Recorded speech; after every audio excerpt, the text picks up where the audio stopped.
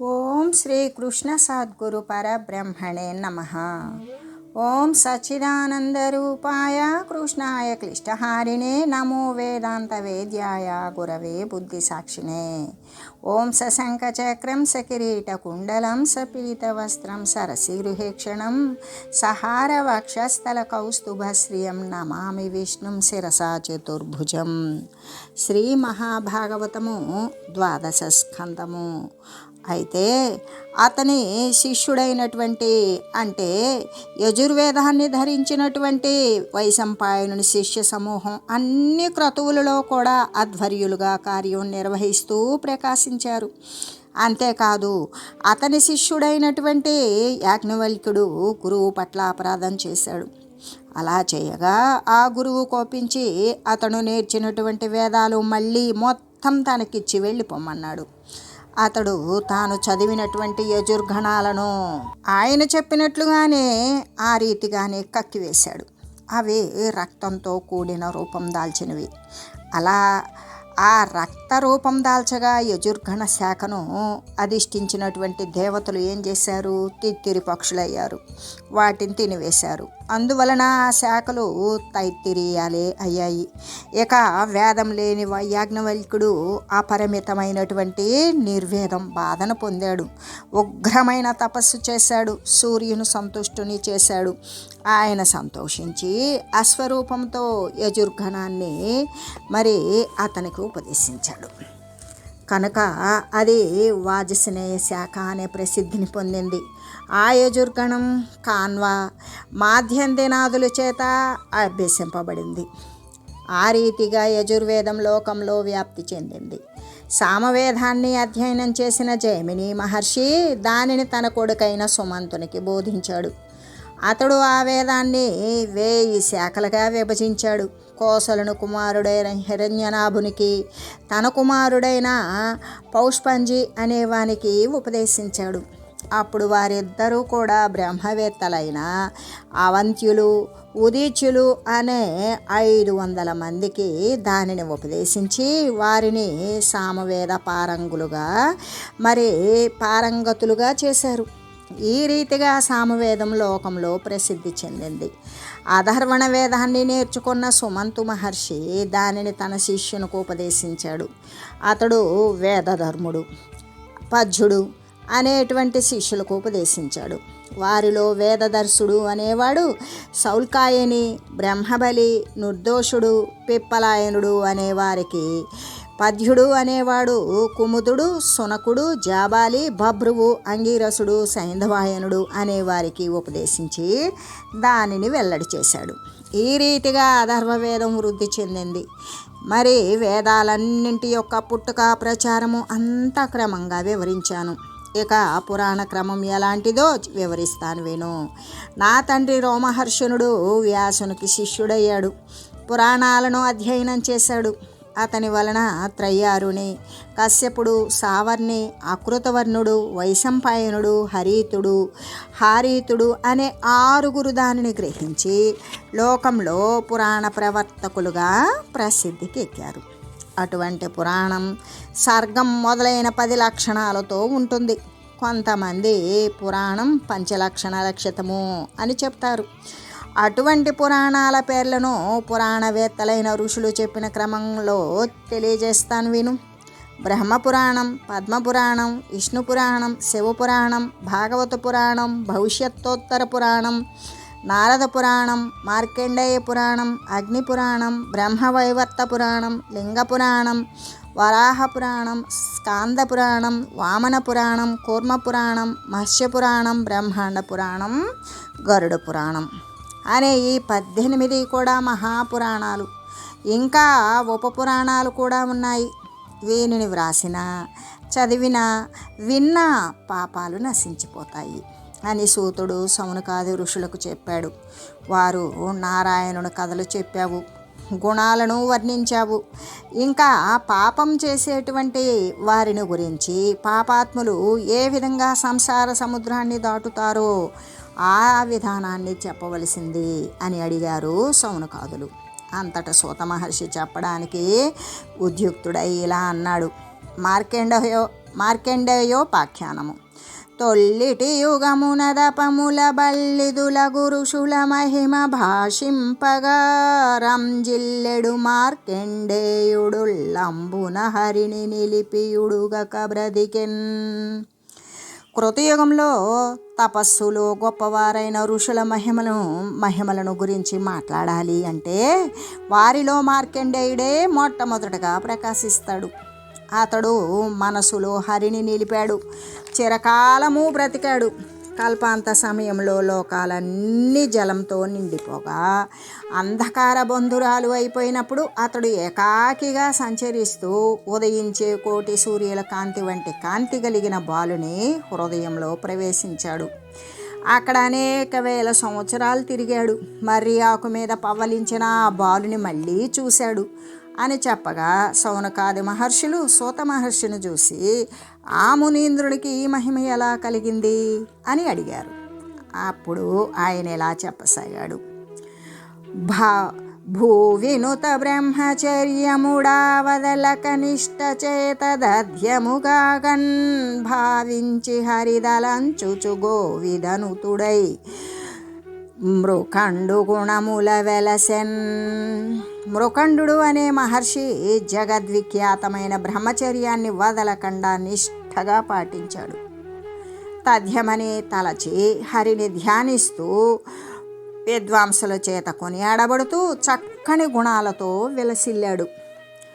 ఇలా తపస్సు చేయగా శివుడు కేశవుడు అతనికి ఇద్దరూ ప్రత్యక్షమయ్యారు. వరం అడగమని వారు అనగా గుణగణాఢ్యుడైన కొడుకు కావాలి అని కోరుకున్నాడు. వారు అతడు కోరిన వరం ఇచ్చి అంతర్ధానమయ్యారు. ఆ తర్వాత అతనికి మార్కండేయుడు పుట్టాడు. అతడు నియమనిష్టాగరిష్ఠుడై ఉండగా మృత్యువు అతనిని పాశాలతో కట్టివేసింది. అలా కట్టివేయగా మృత్యువుని ఎదిరించి ధిక్కరించి 10,000 సంవత్సరాలు తపస్సు చేశాడు. ఇంద్రుడు భయపడ్డాడు. ఆ ముని యొక్క ఉగ్రమైన తపస్సును భంగం చేయడానికి అప్సరసలను పంపాడు.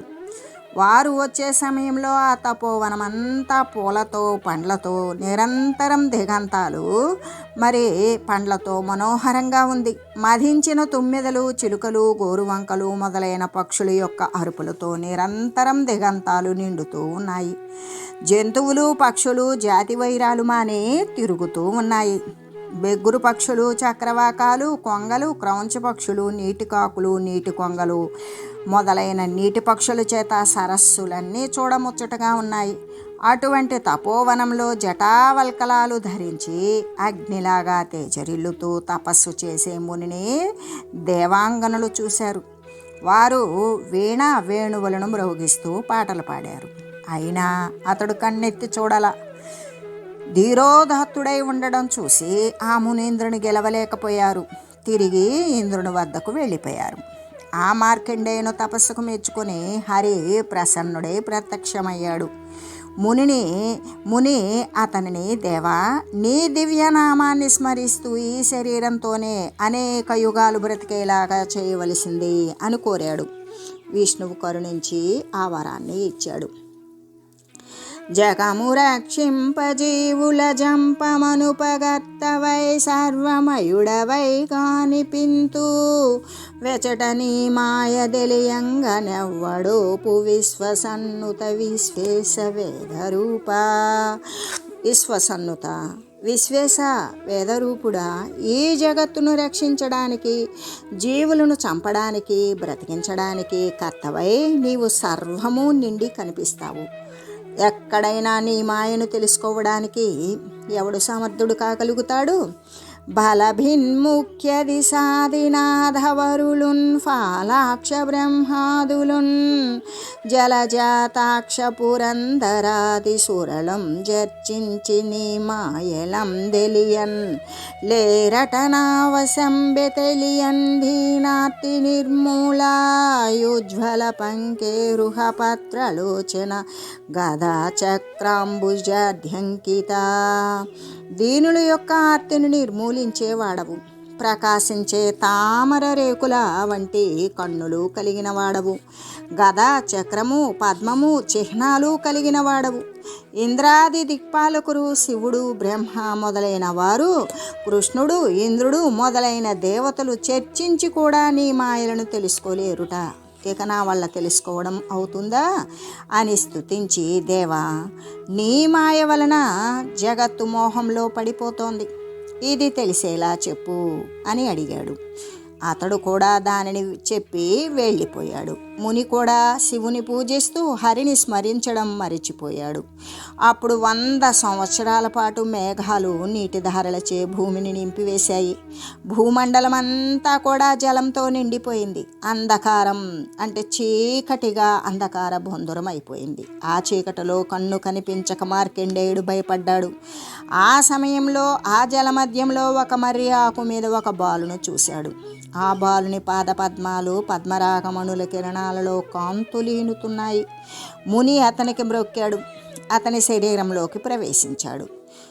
పెక్కు సంవత్సరాలు అనంతమైన ఆ ఉదరంలో తిరుగుతూ అతని పాద పద్మాలను స్మరించి బయటపడి కౌగిలించుకోబోగా అతడు మాయ చూపి అంతర్ధానమయ్యాడు. ముని కూడా తన ఆశ్రమానికి చేరుకొని అప్పటిలాగానే తపస్సు చేసుకుంటున్నాడు. నిలిచిన శంకరుంగనియు నిత్య సుఖంబులనిచ్చు గౌరీ మూలహరభూతి భూషణ సముజ్వల గాత్రుని గంటెయంతయున్వలనుగ వానితోడనొక వాటపు మాటను బల్కగా దగున్ సలలితమైన ఈ తపసి జాడ వినం గడువేట్కయ్యడిన్. నిత్య సుఖాలను ఇచ్చే గౌరీ తన ఎదుట ఉన్న శంకరుని చూసి, హర, విభూతియే ఆభరణాలుగా వెలిగిపోతూ ఉన్న శరీరం కలిగిన ఈ మునిని చూశారా? ఎంతో ఉపాయంగా అతనితో ఒక మంచి మాటను మాట్లాడితే బాగుంటుంది. సుందరుడైన ఈ ముని విషయం తెలుసుకోవాలి, చాలా కుతూహలంగా ఉంది అన్నది. గౌరీ ఇలా అనగానే శంకరుడు పార్వతీ సమేతుడై ఆకాశం నుండి భూమికి దిగాడు. ఇతర విషయాలేమీ చూడకుండా ఏకాగ్ర చిత్తంతో తపస్సు చేసుకుంటూ ఉన్న మునిని చూశాడు. దివ్యమైన తన మాయా ప్రభావంతో అతని హృదయంలో ప్రవేశించాడు. చతుర్బాహుడై విభూతి రుద్రాక్షమాలలు ధరించి త్రిశూలము, డమరుకము మొదలైన దివ్య సాధనాలు చేతబట్టి ఎద్దునెక్కి ఉమతో కూడి తన స్వరూపాన్ని కనబరిచాడు. మునికి విస్మయం కలిగింది. ఆ పరమేశ్వరుని అనేక విధాలుగా స్తుతించాడు. అప్పుడు ఆ ముని తపఃప్రభావానికి మెచ్చుకొని, మహాత్మా, నీవు పరమశైవుడవు అని పరమేశ్వరుడు ఆనతిచ్చాడు. మార్కండేయుడు కూడా శంకరుని చూసి, దేవా, విష్ణుమాయ యొక్క ప్రభావం దుర్లభం, అది నీ దర్శనంతో తెలుసుకున్నాను, అది చాలు. అయినా ఇక ఒక వరం అడుగుతాను. నారాయణుని పాదపద్మాలను ధ్యానించడం, మృత్యువును జయించడం ఈ 2 కలుగునట్లుగా చేయవలసింది అని ప్రార్థించాడు. శివుడు దయాసముద్రుడు. సరే అని ముసలితనము, రోగము మొదలైన వికారాలు ఏవీ లేకుండా 1,000,000 కల్పాల వరకు ఆయువు, పురుషోత్తముని అనుగ్రహము కలుగుతుంది అని ఆనతిచ్చి ఆ మహాదేవుడు అంతర్ధానమయ్యాడు అని చెప్పి, ఈ మార్కండేయ ఉపాఖ్యానాన్ని వ్రాసినా, విన్నా, చదివినా మృత్యువు తొలగిపోతుంది అని చెప్పి సూతుడు ఇంకా ఇలా అన్నాడు. హరిపరాయణుడైన భాగవతుడు ఇతర దేవతలను, ఇతర మంత్రాలను, ఇతర సాధనాలను విడిచిపెట్టాడు. దుర్జనులతో సహవాసం చేయక నిరంతరం నారాయణ, గోవింద మొదలైన నామాలు స్మరిస్తూ ఉంటే అటువంటి పుణ్యాత్ముడు వైకుంఠంలోనే నివసిస్తాడు. హరి యొక్క విశ్వరూపము వాసుదేవ, సంకర్షణ, ప్రద్యుమ్న, అనిరుద్ధ అనే 4 వ్యూహభేదాలను, 4 మూర్తులను, లీలావతారాలను చెప్పడానికి సాధ్యం కాదు అనగా విని సౌనకుడు ఇలా అన్నాడు. హరి కథలు, హరి చరిత్రము, హరి లీలావర్తనములు నంచితరీతిం బరువడి నెరిగితి మంతయు సురనుతయనుమానమొకటి సొప్పడెడి మదిన్. దేవతల చేత కొనియాడబడేవాడవు. హరి కథలను, హరి చరిత్రము, హరిలీలా కృత్యాలను చక్కగా స్పష్టంగా అంతా తెలుసుకున్నాము. కానీ ఒక్క అనుమానం మనసులో మెదులుతోంది. చైత్రము మొదలగు మాసాల సంచరించడి ద్వాదశాదిత్యుల క్రమాన్ని తెలియజేయుట. అదేమిటంటే సూర్యుడు చైత్రమాసం మొదలుకొని ఏ ఏ మాసాలలో ఏ ఏ పేరులతో సంచరిస్తాడో చెప్పవలసినది అని అడుగగా, చైత్రం నుండి అంటే చైత్రము మొదలు 12 మాసాలలో 7 సూర్య కుటుంబాలు ఈశ్వరుని చేత నియోగింపబడి రకరకాలుగా సంచరిస్తూ ఉంటాయి. పూర్వం శుకుడు విష్ణురాతునికి చెప్పిన విధానాన్ని చెప్తాను అని సూతుడు ఇలా చెప్పసాగాడు. సూర్యుడు శ్రీమన్నారాయణుని స్వరూపం.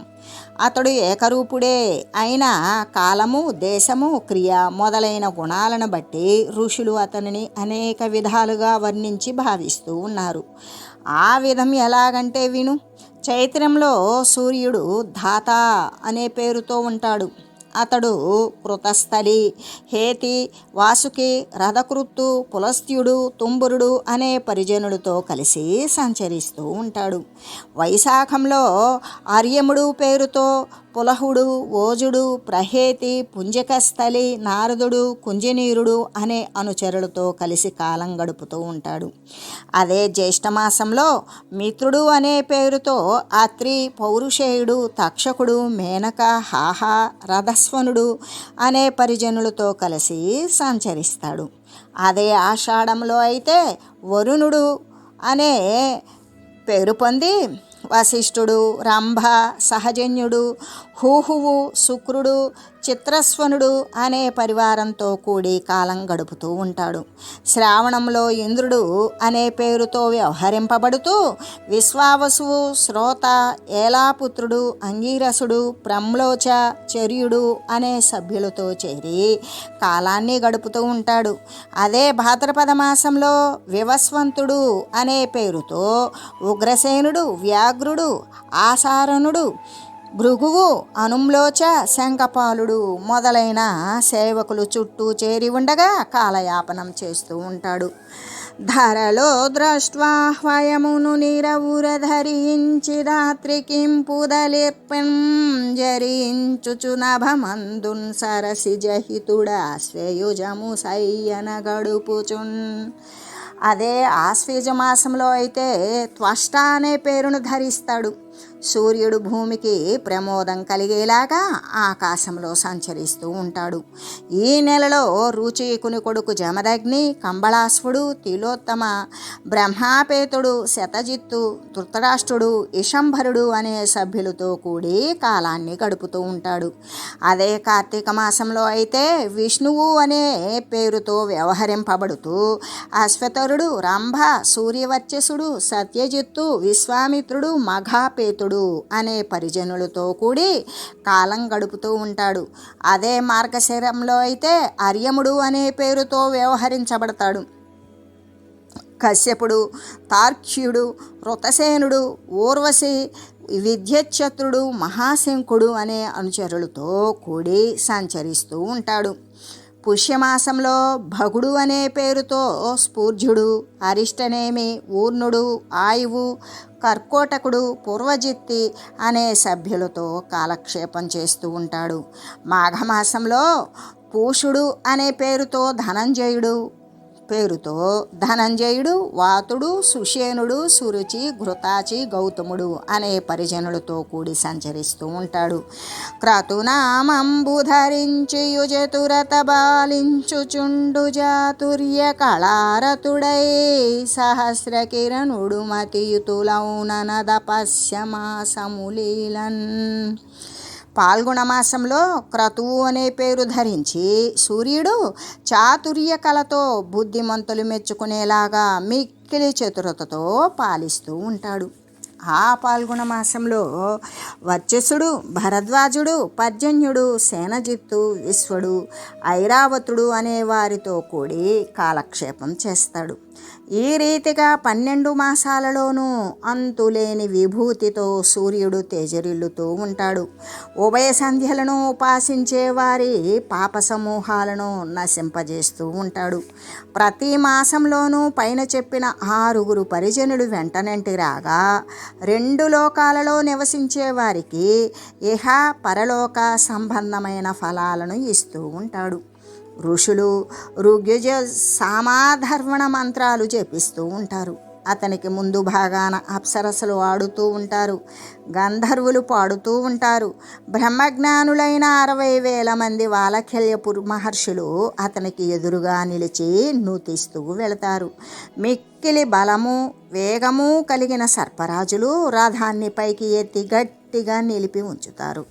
ప్రసిద్ధులు శ్రేష్ఠులు అయిన రాక్షస శ్రేష్ఠులు రథం వెనుక భాగాన్ని మోసి ముందుకు తోస్తూ ఉంటారు. అనాది నిధనుడైన సూర్యభగవానుడు ఇలా ప్రతి కల్పంలోనూ కాలం గడుపుతూ ప్రకాశిస్తూ ఉంటారు. కాబట్టి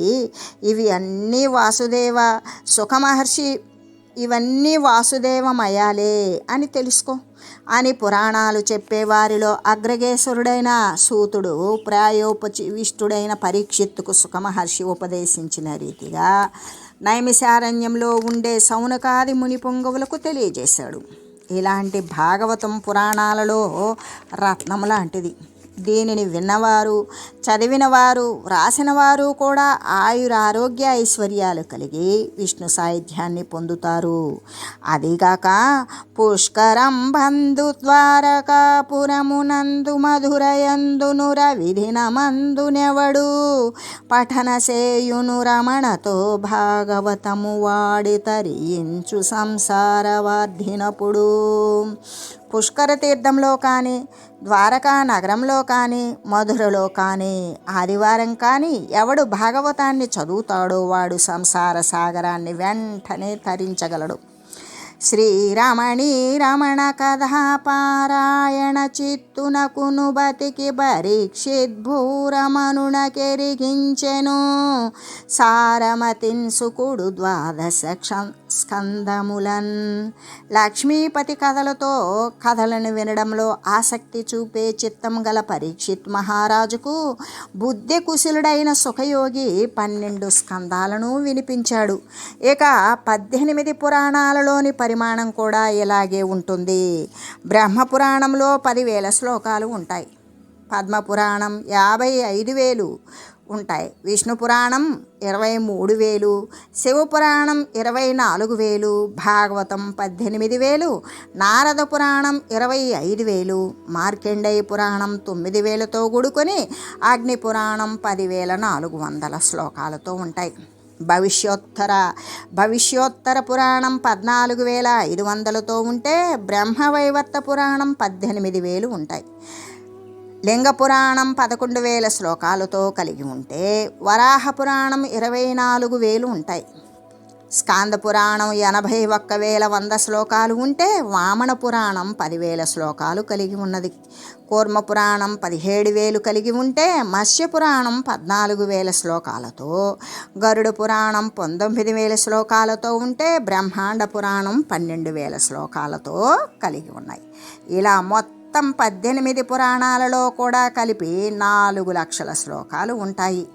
ఈ 18 పురాణాల మధ్యలో భాగవతము నదుల యందు గంగా నదిలాగా, దేవతలలో బ్రహ్మలాగా, నక్షత్రాలలో చంద్రునిలాగా, సముద్రాలలో పాల సముద్రంలాగా, పర్వతాలలో మేరు పర్వతంలా, గ్రహాలలో సూర్యునిలాగా, దైత్యులలో ప్రహ్లాదునిలా, మణులలో పద్మరాగమణిలా, వృక్షాలలో మంచిగంధపు చెట్టులా, ఋషులలో నారదునిలాగా, గోవులలో కామధేనువులాగా, సూక్ష్మాలలో జీవునిలా ఉంటే జయంపశక్యం కాని వానిలో మనస్సులాగా, ఓసువులలో అగ్నిలాగా, ఆదిత్యులలో విష్ణువులాగా, రుద్రులలో శంకరునిలాగా, బ్రాహ్మణులలో భృగువులాగా, సిద్ధులలో కపిలుని వలె, గుర్రాలలో ఉచ్చైశ్రవంలాగా, సర్పాలలో వాసికు వలె, మృగాలలో సింహంలాగున ఉంటే ఆశ్రమాలలో గృహస్థాశ్రమంలాగా ఉంటుంది.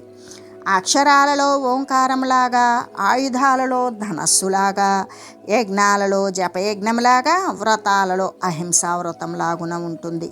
యోగాలలో ఆత్మయోగంలా, ఓషధులలో యవలులాగా, భాషణాలలో సత్యవాక్కులాగా ఉంటే, ఋతువులలో వసంత ఋతువులాగా, మాసాలలో మార్గశీర్షం మాసంలాగా, యుగాలలో కృతయుగంలాగా తేజరిల్లుతూ ఉంటుంది. ఇటువంటి భాగవత పురాణాన్ని చదివి మానవులు విష్ణు సాయుధ్యాన్ని పొందుతారు అని ఇంకా ఇలా చెప్పాడు. సకలాగమార్దపారగుడ కలంక గుణాభిరాముడంచిత బృందారక వంద్య పాదయుగుడగు సుఖయోగికి వందనంబు సొరిదినొనర్తున్. సమస్త శాస్త్రార్థాలు కూలంకషంగా తెలిసినవాడు, మచ్చలేని గుణాలతో మనోహరుడైన వాడు, ఒప్పైన దేవతల చేత నమస్కరింపబడే పాదాలు కలిగినవాడు అయిన సుఖయోగికి నేను నమస్కరిస్తూ ఉన్నాను. సకల గుణాతీతు సర్వజ్ఞు సర్వేషు నఖిల లోకాధారుణాదిదేవు పరమదయారసోద్భాసితు ద్రిదశాభివందిత పాదాబ్జువనధిశయను నాశ్రితమందారు నాద్యంత శూన్యుని వేదాంత వేద్యుని విశ్వమయుని గౌస్తుభ శ్రీవశ్చకమణీయ వక్షుని శంఖచక్ర గదాసి సారగధరుని శోభనాకారు బీతాంబరాభిరాము రత్నరాజితమకుట విభ్రాజమానుం బుండరీకాక్షు మహనీయ పుణ్యదేహుదలంతును తీయింతు దేవకీ తనయునిపుడు. అన్ని గుణాలకు అతీతుడు, సర్వజ్ఞుడు, అన్ని లోకాలకు ఆధారుడైన వాడు, ఆదిదేవుడు, పరమదయారసం చేత ప్రకాశించేవాడు, దేవతలు కూడా నమస్కరించే పాదపద్మాలు కలవాడు, సముద్రంలో శయనించేవాడు, ఆశ్రయించిన వారికి కల్పవృక్షము వంటివాడు, ఆది అంతము లేనివాడు, వేదాంత వేద్యుడు, విశ్వమయుడు, కౌస్తుభము శ్రీవత్సము వీటి చేత అలంకరించబడిన వక్షస్థలం కలిగినవాడు, శంఖము చక్రము గద ఖడ్గము సారగం అనే విల్లు అనే ఆయుధాలు ధరించినవాడు, మంగళస్వరూపుడు, పీతాంబరంతో అందంగా అగుపడేవాడు, రత్నాలు ప్రకాశించే కిరీటంతో వెలుగొందేవాడు, తెల్ల తామరల వంటి కన్నులు కలిగినవాడు, గొప్ప పవిత్రమైన దేహం కలవాడు అయిన దేవకీ నందనుని ఎప్పుడు ధ్యానిస్తాను అని ఈ రీతి నుతించి భాగవతమాద్యంతంబు సూతుండు చెప్పిన సంతుష్టమనుస్కులై విని మునుల్ ప్రేమంబునం పద్మనాభుని చిత్తంబున నిల్పి తద్గుణములన్ భూషించుచున్ ధన్యులై చనిరాత్మీయ నికేతంబులకును ఉత్సాహంబు వర్ధిల్లగన్ అని సూత మహర్షి రీతిగా భాగవతాన్ని మొదటి నుండి చివరి వరకు చెప్పాడు. అది విని మునులు సంతోషంతో సంతృష్టి చెందిన మనసులతో శ్రీహరిని ప్రేమగా చిత్తంతో నిలుపుకొని ఆయన గుణాలనే కొనియాడుతూ కృతార్థులై ఉత్సాహం రెట్టింపు కాగా తమ తమ నివాసాలకు వెళ్ళారు. జనకశ్రుతాహృచ్ఛోరా జనకవచో లబ్ధ విపిన శైల విహారా జనకామితమంధారా జననాదిక నిత్య దుఃఖచయ సంహారా. సీతాదేవి హృదయాన్ని దొంగిలించినవాడు, తండ్రి మాటల వలన లభించిన కొండలు అరణ్యాలలో విహరించేవాడు, జనుల కోరికలకు కల్పవృక్షము వంటివాడు, పుట్టుక మొదలైన నిత్య దుఃఖాలను పోగొట్టేవాడు శ్రీరామచంద్ర ప్రభు. జగదవన విహారీ శత్రులోక ప్రహారీ సుగుణవన విహారీ సుందరీ మానహారీ విగత కలుష పోషీ వీరవర్యాభిలాషీ స్వగురు హృదయతోషి సర్వదా సత్యభాషి. లోకాన్ని రక్షణ కోసం విహరించేవాడా, శత్రు సమూహాన్ని ప్రహరించేవాడా, సుగుణాలు అనే వనంలో విహరించేవాడా, అందగత్తెల మనసులను హరించేవాడా, పాపాలు తొలగిన సజ్జనులను పోషించేవాడా, గొప్ప వీరుల చేత కోరబడినవాడా, మా యొక్క పెద్దల హృదయాలను సంతోషపెట్టేవాడా, ఎల్లప్పుడూ సత్యాన్నే మాట్లాడేవాడా రామచంద్ర ప్రభు. ఇది శ్రీ పరమేశ్వరుని కరుణ చేత లభించిన ఆర్ద్రమైన కవిత్వం కలవాడు. కేసనమంత్రి పుత్రుడు, సహజ పండితుడు అయిన పోతనామాత్యుని ప్రియ శిష్యుడైన వెలిగందల నారయ్య అనే పేరు గలవాని చేత రచింపబడిన శ్రీ మహాభాగవతము అనే పురాణంలో రాజుల పుట్టుక, వాసుదేవుని లీలావతార విధాలు, కలియుగ ధర్మ ప్రకారము, బ్రహ్మ ప్రళయ ప్రకారము, ప్రళయ విశేషాలు, తక్షకుడు కాటువేయిగా పరీక్షిత్తు మరణించడము, సర్పయాగము, వేద విభాగ క్రమము, పురాణాల అనుక్రమణిక, మార్కండేయోపాఖ్యానము, సూర్యుడు ప్రతి మాసంలోనూ వేరువేరు పేర్లతో వేరువేరు పరిజనాలతో కూడి సంచరించే పద్ధతి, ఆయా పురాణాల శ్లోక సంఖ్యలు అనే కథలు కలిగిన 12వ స్కందము, 12వ స్కందము సమాప్తము. శ్రీమదాంధ్ర మహాభాగవతము సంపూర్ణము. ఓం తత్సత్. ఓం శ్రీ కృష్ణార్పణమస్తు. ఓం మంగళం శ్రీ కురుక్షేత్ర రణక్షోణి విహారిణే పార్థసారథిరూపాయ గీతాచార్యాయ మంగళం. ఓం మంగళం నమోస్త్వనంతాయ సహస్రమూర్తయే సహస్రపాదాక్షి శిరోరుబాహవే సహస్రనామ్నే పురుషాయ శాశ్వతే సహస్రకోటియుగధారిణే నమః. ఓం శ్రీమతే నారాయణాయ నమః. శ్రీమన్నారాయణ చరణౌ శరణం ప్రపద్యే. హరి ఓం తత్సత్. ఓం శ్రీ గోపాలకృష్ణార్పణమస్తు. ఓం తత్సత్.